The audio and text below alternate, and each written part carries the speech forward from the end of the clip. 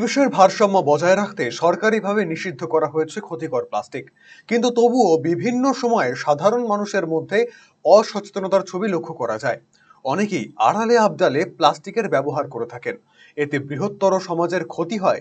সাধারণ মানুষকে প্লাস্টিক নিয়ে আরো বেশি সচেতন করতে উদ্যোগী হলো রায়গঞ্জ ব্লক প্রশাসন।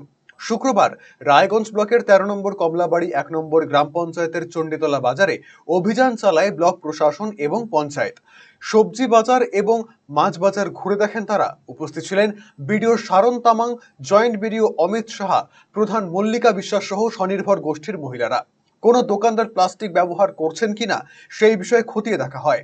কারো কাছে প্লাস্টিক পাওয়া গেলে শাস্তিমূলক ব্যবস্থা গ্রহণ করা হবে বলে জানিয়েছেন বিডিও।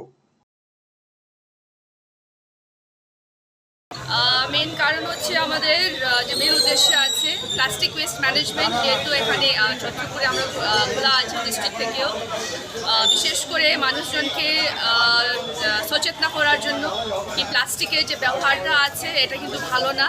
আর বিশেষ করে বাজারঘাটের জন্য, মাছ বাজারই হোক বা সবজি বাজারই হোক, যেহেতু এখান থেকে বেশি কিন্তু প্লাস্টিকটা বের হয়, সেটাই ম্যানেজমেন্টের জন্য আর নিষেধ করার জন্য আমরা আজকে চণ্ডীতলা বাজারে এসেছি। এটা আজকে থেকে আমরা শুরু করছি।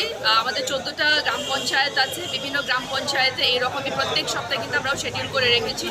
আজকে আমরা এখানে চণ্ডীতলায় করছি, আবার নেক্সট শিডিউলে কমলাবাড়ি 1-এর অন্তর্গত আবার বিভিন্ন যে বাজারঘাটগুলো আছে সেখানেও কিন্তু আমাদের এইরকম প্রক্রিয়া, মানে এইরকম আমাদের প্রসেসটা চলবে। আমরা যাদের কাছ থেকে আজকে আমরা প্লাস্টিক পাচ্ছি বা প্লাস্টিক পাবো তাদেরকে আমরা ফাইন, নিয়ম অনুযায়ী, আইন অনুযায়ী আমরা ফাইনটা আমরা করছি আর করব। সাধারণ ক্রেতা বিক্রেতারা সরকারি এই উদ্যোগের প্রশংসা করছেন। তারাও চান প্লাস্টিক সম্পূর্ণভাবে নিষিদ্ধ হোক।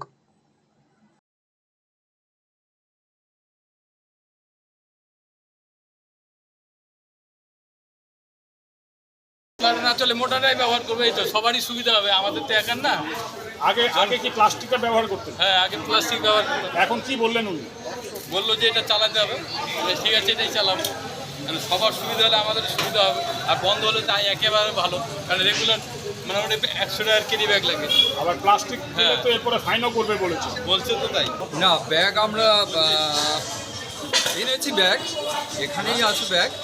তা আমরাও চাইছি এটা নিষিদ্ধ হোক এবং আমাদের যাতে সমাজের এবং ব্যক্তিগতভাবেও বলছি যাতে পরিবেশ সুস্থ থাকে, তার জন্য এটা হওয়া খুব প্রয়োজন।